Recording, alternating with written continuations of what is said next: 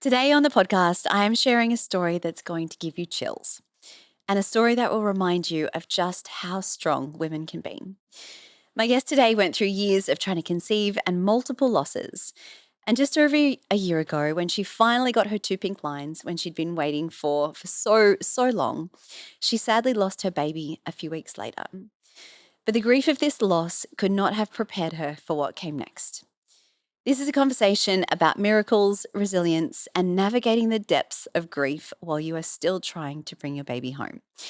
And as a content warning before we begin, this episode discusses suicide and might be distressing for some viewers. Welcome to your journey to fertility. This is the podcast that blends science with spirit to give you all the tools you need as you navigate your fertility journey. I'm your host, Jennifer Edmonds, and for the last 15 years, I've been helping women on their journeys to motherhood and beyond. I believe that combining the latest scientific research along with the best energetic and mindset practices will help you to avoid putting your life on hold and bring you closer to your baby. Each week, you'll learn ways to support your fertility and trust your body so that you can stop stressing that you'll never have your baby and finally walk your path to motherhood. This is the Your Journey to Fertility podcast. Welcome back to the podcast. Thank you so much for being here with me today. Thank you for pressing play and joining me and sharing your time and your energy. I am so honored to be able to sit down today with my beautiful student, Cara, whom I've known for a couple of years now. I think it's been about that long. Yeah. I met Cara when she was in the depths of struggling with her own trying to conceive journey. She'd already been through multiple losses and had started going down the path of testing and perhaps considering what fertility treatments might be able to help. But then she found out she was pregnant again. And that was so exciting. And I remember being there when she told me and I got those messages and I thought, oh my goodness, her journey is over. But sadly, she lost that baby early on in the pregnancy. But this was only the beginning of what would be the most challenging year of Cara's life. I wanted her to come onto the podcast and share her story today, not only to honor what she has been through, but because I know that so many of you who are listening and so many of you who have reached out to me over the years of doing this work, they aren't just navigating the hardships of the fertility journey. You're also navigating challenges and grief of other areas in life. And this is something that we definitely don't speak about enough. I can already feel the emotion in my voice is coming up. And honestly, if this story doesn't have you believing in miracles by the end of it, I don't know what will. So, Cara, welcome. Thank you, Jen. Thank you so much. Absolute honor to be here. Oh, look, excited is kind of like a weird word, but I'm very excited to have you here and with me. But like, I just feel like this conversation is so needed more than anything else. Yes. I would love to start at the very beginning of your journey. So your trying to conceive journey. So where did that begin for you? And where did you start to think that perhaps things weren't going to be as easy as you'd hoped? Yeah, so we've definitely had a bit of a journey that's, as you mentioned, it's spanned over probably a few years now. I would say maybe 2.5, 3 years in total. We had a couple of breaks in between, as you do, to get married and move overseas and all of that. But to go right back to the beginning, my now husband and I, Lewis, we had an interesting start to our relationship because we met at the very beginning of COVID, right when things were getting a bit, oh, what's going to happen here? We were back living in New Zealand, which is our home at that time, and we'd been seeing each other for 3 weeks, and then New Zealand was flung into its 7-week lockdown, and we went, oh, what are we going to do? It was pretty much, make or break at that point. So I actually moved in with him after just 3 weeks of seeing each other. Wow. Yeah, which is crazy looking back with him and his 2 male flatmates. Oh, man. Yeah, that was an interesting time. So I was sitting in my little corner of his room working from home. Him and the other 2 boys were tradies, so they were just hanging around like a bad smell. So yeah, our relationship, I guess, was, pushed forward a little bit on its timeline. So probably about 18 months into seeing each other, we went through the lockdown, we moved out separately, and then we moved back in again and decided we actually wanted to give this a really good go. So yeah, about 18 months in, we sort of said, well, should we just start trying for a baby? At that time, we were both I think I was maybe 33, he would have been 32. And a lot of our friends had had little ones or were also in the process of trying. And we just kind of went for it. Thinking back now, my God, I had no idea. We weren't taking any supplements. We weren't, we were both doing CrossFit. We were taking pre-workout and just, I think he was vaping and all of the things, all of the concoction of things you probably shouldn't be doing, or you should be at least investigating before you just get stuck in. And that first month that we tried, we actually fell pregnant. And we thought, oh, okay, so I guess this is happening. We realized maybe we weren't ready for it. But, it was exciting, of course. And you start planning your life around that. And if you've never had a loss before, you tell all your loved ones quite early on. I think it was 6 weeks in, and we told just about our whole circle of friends and family. And yeah, it was exciting times, but unfortunately we then experienced our first miscarriage at, I think it was around the 7-week mark. So we didn't have to go into hospital to do the D&C process or anything like that. It was just, I went to my GP and she was very kind of blunt with me. I still remember actually having a really terrible kind of experience because she just said, "Oh, I'm really sorry you've had a loss, but you'll be fine. You can probably still get pregnant." Which, as you know, and a lot of your students, and you always talk about it, it's just, the system sometimes is the most frustrating thing when you don't feel seen and you don't feel heard, and they just kind of send you on your way. So we just thought, well, okay, we got excited about the fact that we might be having a baby. Maybe we should start properly trying now. And again, I kind of went to my GP for advice, and they just said, "Oh, maybe take some prenatal pills, but just, keep doing what you're doing." And we tried probably for just under a year, and nothing was happening.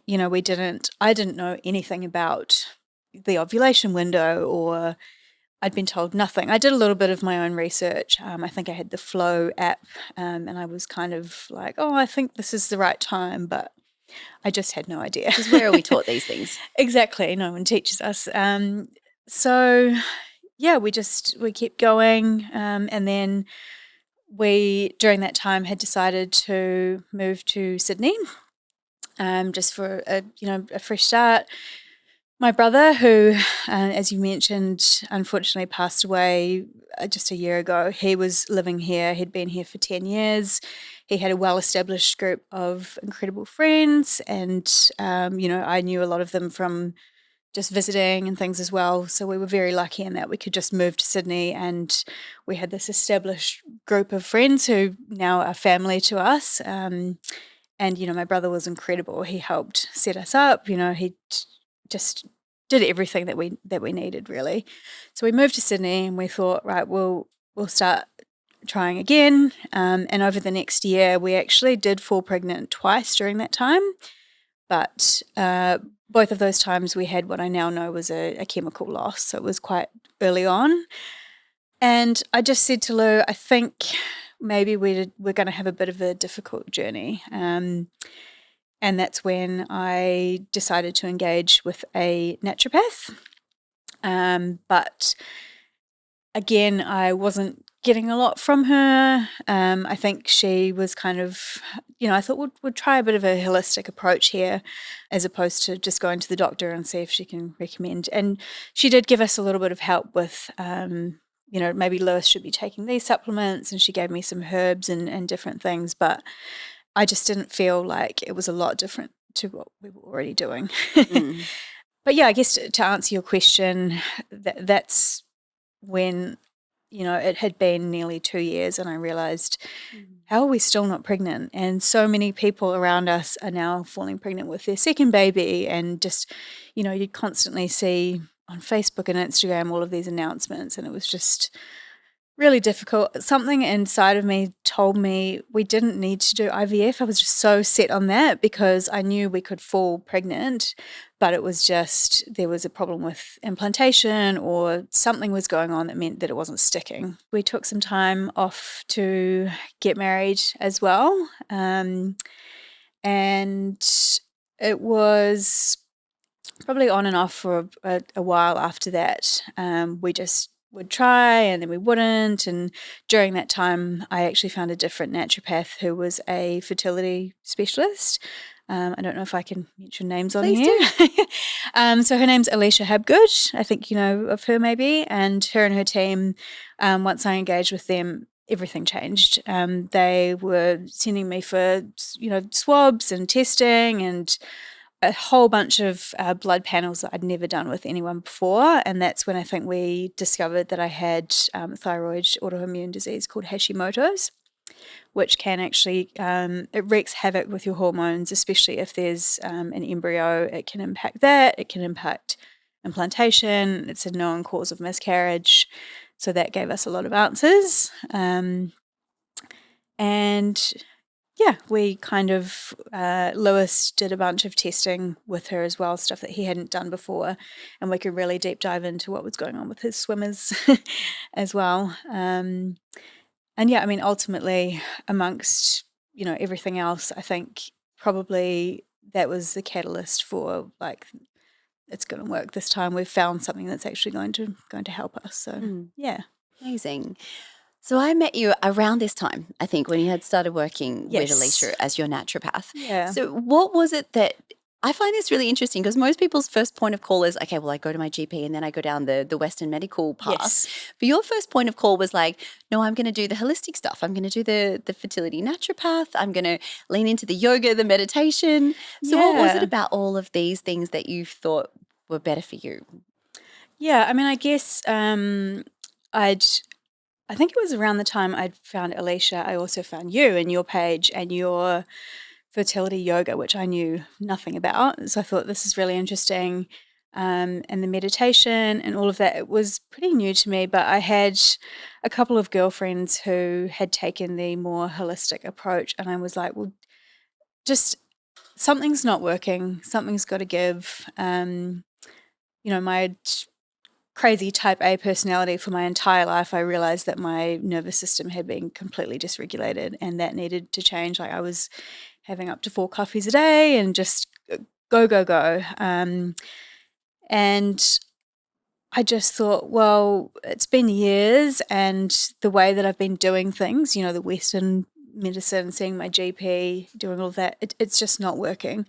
So I need to try something different before we get full medical intervention. And it may not have worked, but it did. And I do really truly now think that I put it down to slowing down, doing the meditation, doing the breath work, your breath work, your classes. I mean, I'm sure we'll go into that, but that was just incredible for me, especially after I lost my brother and then going through the journey of, losing the babies as well and just letting it out of your body was probably the best thing that I could have done. So It's an amazing practice. Yeah. So powerful. So Very powerful. Gosh.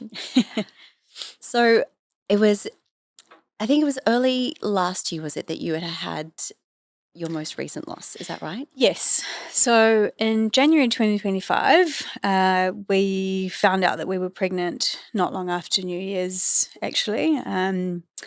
We'd had a bit of a wild New Year's. I'd had enough and I was like, I haven't been drinking, I haven't been partying, we'd just been on this path of just trying to be good for the whole of summer and it was just soul destroying. Yeah.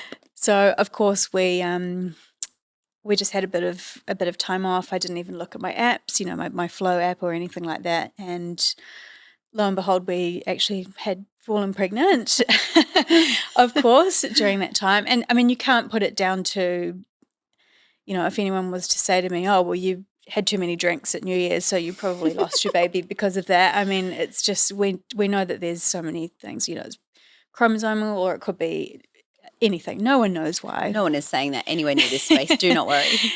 Yeah, so that happened, and Kieran, my brother, actually was the only one that we had told. And I wasn't the one that told him. I found out that Lewis had a couple of beers with him and told him at about, I think, 5 weeks that we were pregnant. But unfortunately, we had we got again to about the 7-week mark and we had another miscarriage, and it was just pretty soul destroying at this point. So yeah, that's probably around when you and I started to interact a little bit more. And after that, I just said, we just need to have some time off, and then 2026 2025 is going to be the year when we actually get some proper intervention. You know, maybe we start with IUI and see how that goes. And if we need to do IVF, then we need to go down that path. And my brother, bless his soul, had actually offered to, you know, assist us financially if we needed it as well. Like, he was just such a good guy, so giving and caring. So yeah, that was the last loss that we had, and I was just ready to give up. You know, I turned 36 last year, and I was like, it's just time to get the intervention. So yeah. So you're dealing with all of that at the beginning of last year. Yes. And then you got the absolute worst news possible. Yeah. Can you tell us what happened? Yeah. So in March, we unfortunately got a phone call one Saturday afternoon. I'll never forget the time when I got the call, and we were all supposed to be going to a gig together. You know, Kieran, that's my brother, and a bunch of our friends, and it was very odd. We hadn't heard from him, and it just wasn't like him. It was just, you know, very out of character for him to not let anyone know what he was up to for a whole day, especially when we were all going to a gig together in the city. And I won't go into too much detail around it, but basically at about 7 o'clock that night, we'd found out that he had lost his battle with mental health and he'd taken his own life. And yeah, my world collapsed. You know, Lewis and I had thought we'd gone through the worst thing that we could ever deal with, which was multiple pregnancy losses, which is obviously awful. I'm very aware of that, and I acknowledge that. For a lot of people, it is just the worst thing ever to lose a baby, no matter what stage you're at in that journey. But yeah, it truly was just, I can't even really tell you what happened that night. It's such a blur, but the one thing that I do remember that I will never forget is having to call my parents in New Zealand after all of us searching all day and kind of keeping them in the loop on, hey guys, Kieran's missing, but we're not sure where he is. We don't kind of have all the facts yet, but I'll keep you posted when we know more. And as it became more and more obvious that he wasn't out surfing, he loved the water. He wasn't on his paddleboard.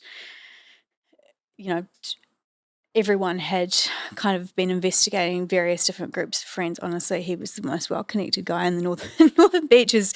So there were so many people to reach out to and just say, hey, maybe he'd been on a bit of a big night, a bit of a bender, and, you know, we just had fallen asleep somewhere or something had happened. So yeah, we had to navigate that, call my parents, and I couldn't even say what had happened. I just had to say, Kieran's gone, and they just knew what that meant. And yeah, our world was turned upside down, and I still didn't really believe that's, you know, that's what he had chosen. He'd chosen to leave. And, you know, just for your listeners as well, it's with my brother, it really goes to show it can be such a loud battle, but it can be such a silent battle, because he was the most wonderful, outgoing, cheerful guy. As I've said, he was so helpful, so generous, so compassionate with his time, and most of us just never saw it coming. So, Goodness. yeah, and I think, you know, it's so important as well to not, which I've learned now, to not think or talk about the what ifs, and, you know, you can't change it once they decide that that's what they're doing. But one of the what ifs that, you know, when we found out that we were pregnant again, which we'll obviously get into, one of the things that I constantly ask myself is, well, what if he knew that he was going to be an uncle this time? You know, like, he was so incredible with everyone's babies and kids. Like he was a godfather to our very good friends, and he was just the most incredible godfather ever. And like he would send my mum. My mum has so many pictures of selfies and like pictures of Kieran with babies in his hands, and yeah. So it's been a bit of a battle for me not to ask myself, well, what if we had been able to give him that? Like you always think, what if we could control something about it, or what if something different had happened that week, or but we can't change it. We can't bring him back. We can only live life in his honor. So yeah. Which you are doing.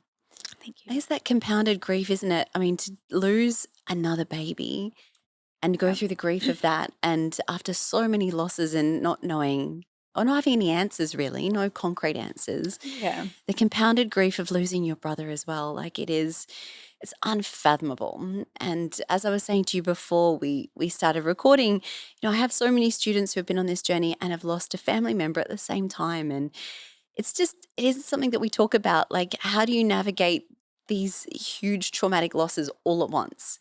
Like, Yeah. it's like we assume that you only go through one hard thing at a time in life, but sadly, that's not what the universe throws at us sometimes. Yeah. So how did you start to navigate those early days? Like, you're still grieving your pregnancy loss, and now Yeah. you have to grieve your brother as well. Like, what did that even look like for you? Yeah, I mean, I guess it's that whole saying of you don't know how strong you are until you have no choice but to be. You can either be really strong and navigate it, and just try and be focused on the journey ahead, or you can crumble and fall into a million pieces, which I know there are probably people out there who do that. But for me, there were several factors that influenced managing to get through and get to where we are now, and the major thing is having a support network.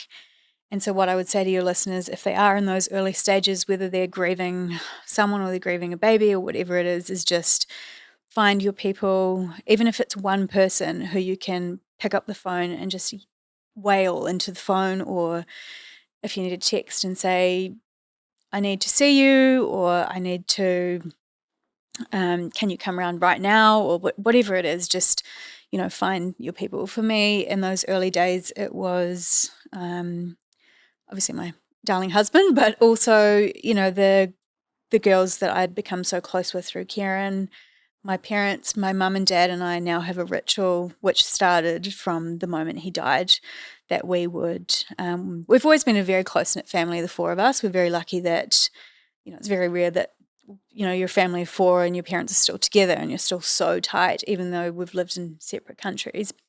But we speak every single day on the phone, or we message every single day, like without fail.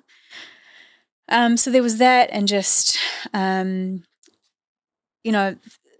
of my best friends back home, my bridesmaids and my ride or dies since we were in high school, they have been just incredible. Like in those early weeks, they were navigating, dealing with, your best friend who's lost someone to a mental health battle, which is, like you said, unfathomable. And it's also new for them because, they don't know how to support someone through the grieving process. A lot of people unfortunately have lost, a grandparent who they really loved and cared about, but it's such a different type of loss and trauma. So yeah, they were checking in on me just about every single day, whether it was a call or a message, and just saying, what are you doing today?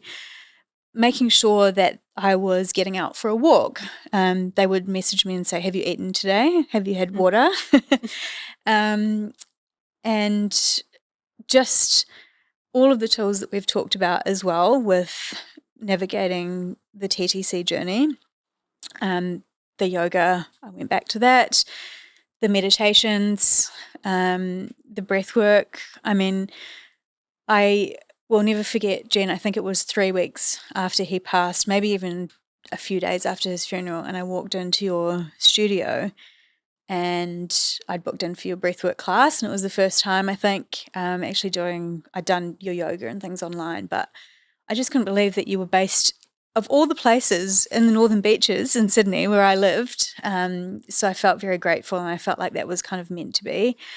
And I walked in and I was like, oh, she's got 40,000 followers. She's not going to know who I am. But lo and behold, I introduced myself and you gave me the biggest hug, and it was just so warming. And I remember telling you what had happened, and you just went pale, and I remember you just said, if I can say it, you just went, Jesus Christ. You might want to get that out. No, but I'm sure there was more words than that. And you just made sure I had everything I needed, and you said to me, you're going to experience some stuff in this class, your body is just going to completely take over and you probably can't control it, but don't worry about the other students or the fact that we're in a quiet building. Just let it all out and let it be. And that's exactly what happened when I laid down, especially with the sound healing. I think the breathwork was incredible, like exactly what I needed. But with the sound healing, I remember very clearly just lying there, and like it was crazy. It was like my brother came to me in this vision. Like I just closed my eyes, and with the sound and the music, I could just see him so clearly. It was like we were on this beautiful beach in paradise, and he was like out surfing, and he came back in and like just sat next to me, and like he just held my hand, and he was like, I'm so proud of you for doing this. And then after that, I just remember releasing everything from my body, and I just was convulsing and shaking and like wailing like a dying animal or something. But truly it is, your body takes note of everything, and it holds on to so many emotions, as you know, and you talk about all the time, and you've had some incredible people on the podcast talking about ways that you can manage getting this stuff out of your body. But after that, I just did a few more of your classes and started doing breath work every day when I was driving, and that really helped a lot. I tried talk therapy in those first, maybe it was too early, but I remember walking out of there and thinking, this isn't what I need. Like, I need my friends and family to talk to, and I need journaling, and I need, the breath work, the sound healing, the meditating, going for beach walks. One of the ways that our family is very connected is through music. My brother and I grew up on, 70s, 80s, U2, Fleetwood Mac, the Doors, and that's how Kieran and I and my dad especially, I know that we're all connected through that. And I would go for these walks, and my brother, when he was at uni, sorry, this is a bit of a tangent, it's kind of a funny story, but when he was at uni, he stood up one day in the middle of I've just been told this story, I wasn't there, he's a couple of years younger than me. He stood up in the middle of a party and he grabbed his beer and he yelled, "I am the fox," for some reason, no one knows why. And that nickname stuck.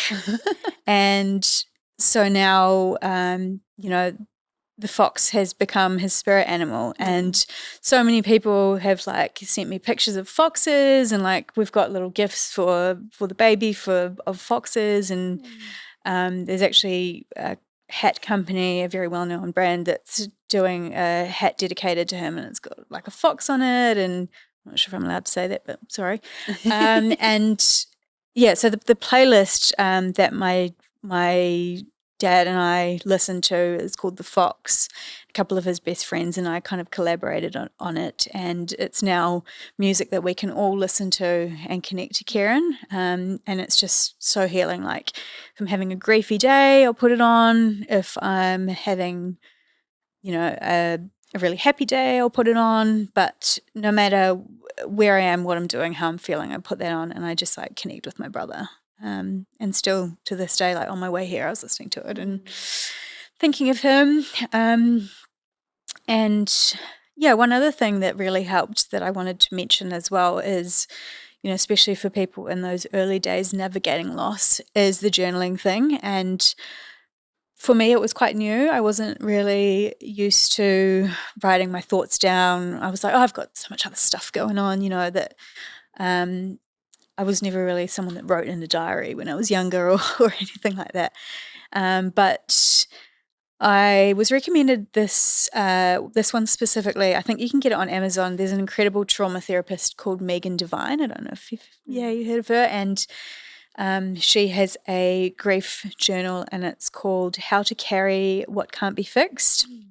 And it has a bunch of prompts in it, and it's like drawing pictures and, just talking about your emotions. And it just gets into the weeds of, pulling up things that you didn't, it's like right in the back of your kind of subconscious mind. And that was amazing for me. And I kind of used it for a few weeks and then didn't finish it, but I often revert back to it if I feel like I just really need to like write stuff down.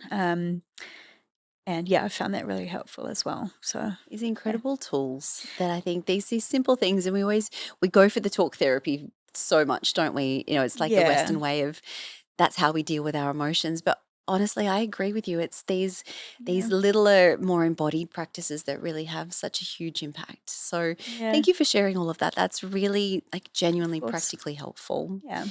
I can't even imagine how, because your journey wasn't, you didn't have your baby, you were still navigating this loss and you still wanted to have your family. Yeah. So how did you then get to a place where you felt like you were ready to try again? Yeah. I mean, honestly, we took a little bit of time off because our focus shifted. I I feel funny saying this, but I would kind of look at my husband and be like, "Don't touch me right now. Like this is Relatable. not the time." But also, I just felt like, especially immediately after, if we're to fall pregnant now, and I just don't feel like my body is a safe vessel to be carrying this precious little thing. And I think we kind of, I was still aware of when I was ovulating and things like that. But I was just like, let's live a little, like I think we did a trip away, just the three of us being our dog, our first fur baby. Shout out to little Ziggy. He's been such a help as well. I should mention that's They another are great tool. healing Is tools. Four-legged friends, big yeah, time. yeah. And he was our surrogate baby for so long. Like when we were trying, it's just so great for us to have him as well. But anyway, they don't get enough credit, the They don't. animals. They don't. But yeah, it was just like we also had beautiful friends. I won't sort of mention it because I haven't really asked their permission, but beautiful friends of ours and Kieran's as well, really, really close friends of theirs, had also, they were about 9 or 10 weeks pregnant when he passed, and they obviously hadn't really told many people, but for me it was like, that was quite hard because her and I had kind of been talking about trying at the same time and things like that, but also it was really kind of special to be helping her to navigate losing such a good friend and also, bringing her baby in. So I kind of, through her, I found that quite healing and like, okay, well, maybe it's not our time yet, but I can help her to like navigate this a little bit as well. And yeah, so we took some time off, we went out for some boozy nights and we just, we were still having our supplements and doing all the things, but I didn't have any sessions with my naturopath. Acupuncture is another amazing tool that I think probably helped get us there. So I don't think I've mentioned that yet, but I kind of stopped those sessions. I did have a couple where she said she could help me with grief, which is an incredible tool. I didn't know that was, but it can kind of help with blood flow and regulating emotions and things as well. So I was doing all of that, but we were just focusing on healing and finding a way forward and like supporting our friends. And, Kieran was my sibling and my only sibling, but he was a brother to like so many other people. He was such a pivotal part of so many people's lives that it just became, the focus was just supporting everyone as they were supporting us. So I hadn't even thought about it, to be honest. Which is fair enough. Yeah. I can't, yeah. Even after losing a baby, the thought of trying again was just so overwhelming. So Yeah. it's You Thank know you for that sharing feeling, that. so It's yeah, a lot. It is so much to deal with. yeah. And then I think towards the end of last year of 2025, so you were considering maybe starting fertility treatments, Yeah, right? we were, yeah. And that's not quite how your journey worked out. No, thankfully. So I'm currently sitting here now. I don't know if you can see it, but we are just under 21 weeks pregnant. So very exciting. So what happened there was we had got to, it was almost 7 months to the day when I found out when, since we'd lost my darling brother actually. And I had been back to New Zealand for a quick weekend. Sadly, one of my really good friends, her dad had passed. And so I wanted to, she'd been incredible for me. So I dropped everything and went home for her dad's funeral that weekend, just myself, left Lewis and little Ziggy. And I had kind of, we'd been kind of trying again the last couple of months prior to that. I said, we'll start things up again and see how we go. And like you mentioned, I said, if it doesn't happen for us, come January, you know, first month into next year, we'll go and we'll get some help. Probably we'll start the journey of intervention. And so I'd been to New Zealand and I was fine. Like I took a test over there, and it was kind of towards the end of that time where you go, "Oh, I'm out for this month." It hasn't happened, and it was all good. And I was kind of like, "Oh, well, it's just another month." But then when I was driving home from the airport, it was quite late at night, and I just had this. Just something overcame me, and I was thinking about Kieran because I'd obviously been home, to see mum and dad. I think it was quite emotional as well, and like leaving my besties back in New Zealand, and I just got really angry and really just, I don't know, I was listening to the Fox playlist and I just started yelling to him and like to the universe. And I was like, why has this happened? And why am I still not pregnant? And come on, Kieran, like, when is it my turn? When is it our turn? We've done everything right. It's just so unfair. And I probably shouldn't have been driving, come to think of it, but I think it comes out when it comes out. exactly. And you should let it out when it comes up, like we've talked about. And anyway, I got home and that was all fine. And then the next day, I was sure, that you feel those cramps and the bloating, and I just had all these telltale signs when your period comes, as we all do, us women. And the next day, I was driving home from work, and for some reason, I decided to go to the supermarket. And I just went in there and I just bought one pregnancy test, which for me, I'm one of these batshit crazy people who buys like a minimum of 3, probably usually a 7-pack of tests. So I don't know why I decided to just buy the one that day, but I went home and I did it, and lo and behold, there were 2 lines, and they were the darkest I'd ever seen them, at that point. And I kind of knew. I haven't mentioned it previously, but I'd had, after losing Kieran, I'd had a couple of like really quite intense medium readings from psychics, and not normally my thing, but a couple of people had recommended, and I thought, all right, I'll give them a go. And this one woman, as soon as she connected with me, clear as day, she was like, "You're going to fall pregnant in October." And so in the back of my mind, maybe that's why I'd gone and got this test. And, I do believe in like a little bit and, divine timing, and things happen for a reason, which is quite conflicting because I'm like, why has my brother been taken? But also, we were sent this baby and all of this. But yeah, so I did the test clear as day, and normally I would take multiple tests, but I didn't do another one.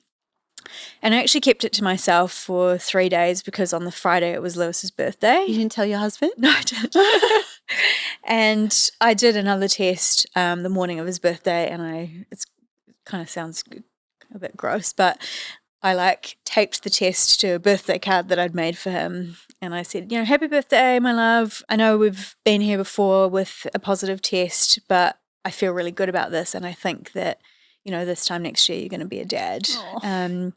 But that was really hard to not tell him, or, normally there'd be a couple of girls that I would tell really early on, who'd just been there and supporting my journey.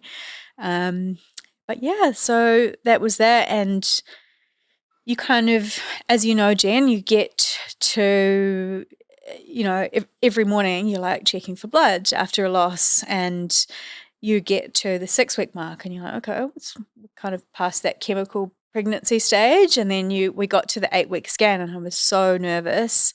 But he was there. I think there was a heartbeat at 8 weeks. Is that right? And then we got to the 10-week. We did a scan at the 10-week mark with the NIPT test as well. And he was definitely in there. And that at the 10-week mark, that was, I think it was, Christmas was like 3 days later, and my parents had arrived that week, and we'd kept it from them. We'd told a few friends at this point, but not everyone. And then on Christmas Day, it was like kind of 10.5 weeks, and that's when we told my parents. And it was just so special because we'd shared our journey with them the whole way through. Like whenever we'd had a loss, we'd always told them, whether it was during or after. But for us to actually have a scan image to present to them and say you're going to be grandparents this time.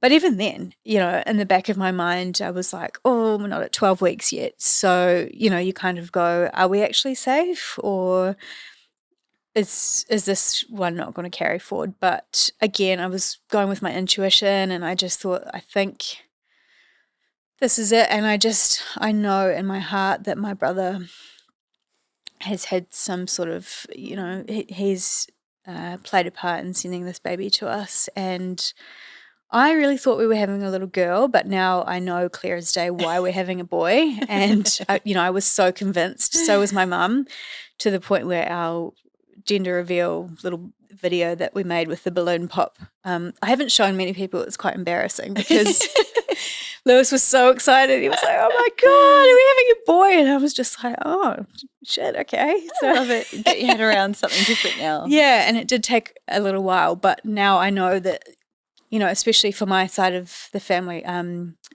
we actually have a niece on Lewis's side, beautiful, beautiful little girl. And they've also got another little one on the way, so they're going to be 3 months apart, I think, which is really special. But Lewis is one of 4 siblings, and so, there's kind of a big family on that side. But for us to have this little boy coming in is just the most incredible, most healing, wonderful thing.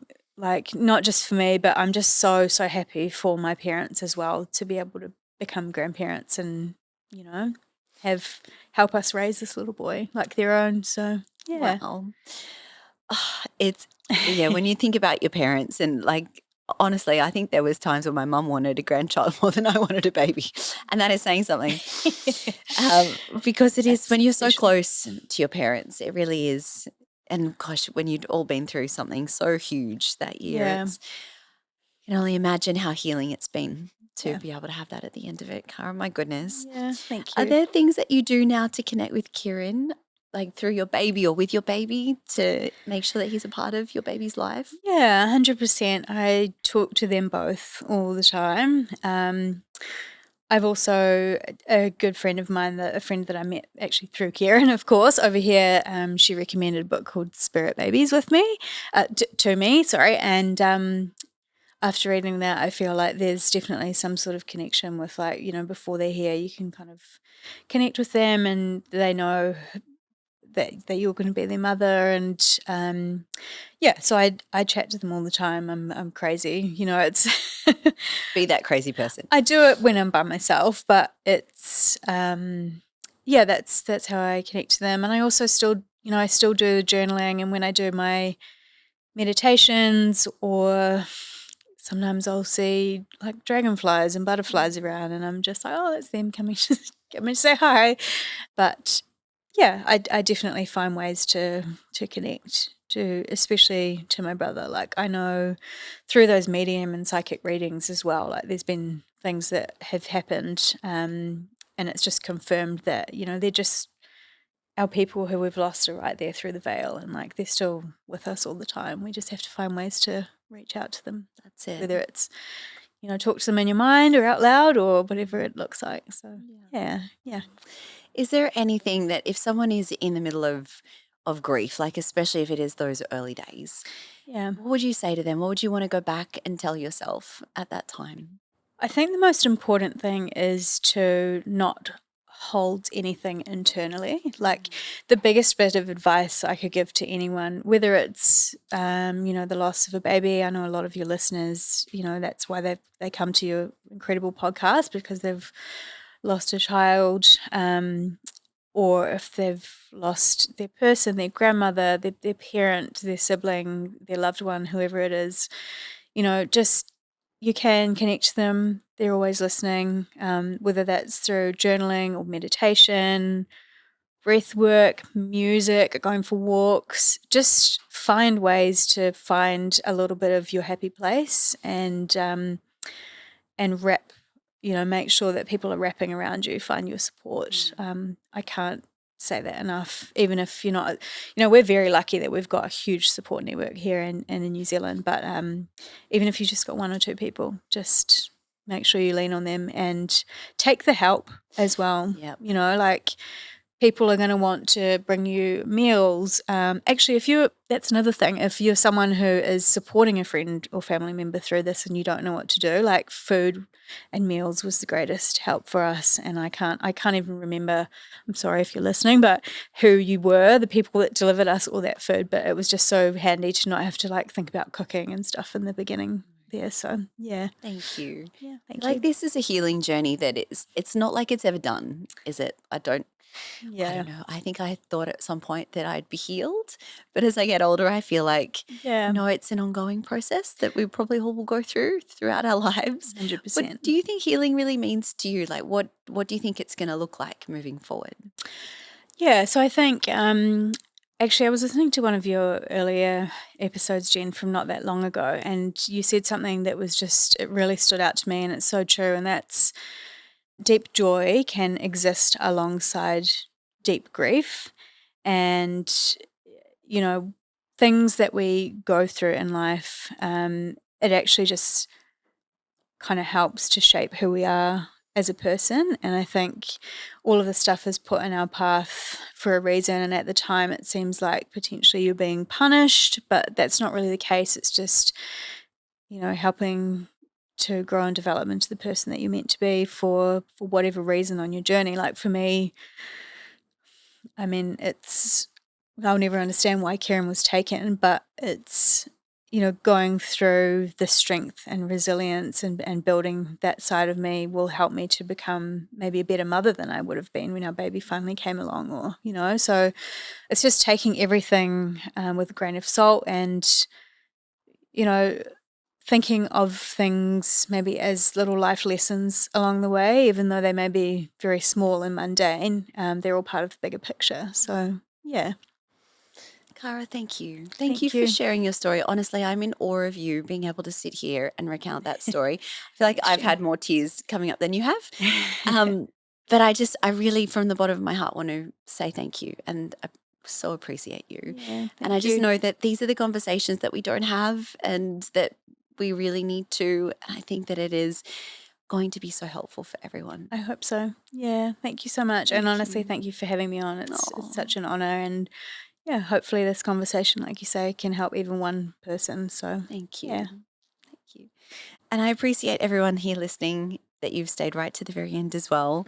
Now, if you or you know someone who is struggling and needs support with their mental health right now, I have listed several ways to find that professional help, and you can find those in the show notes here too. So, I will see you again next week on another episode of the podcast. But until then, I am sending you all my wishes as you continue your own journey to fertility.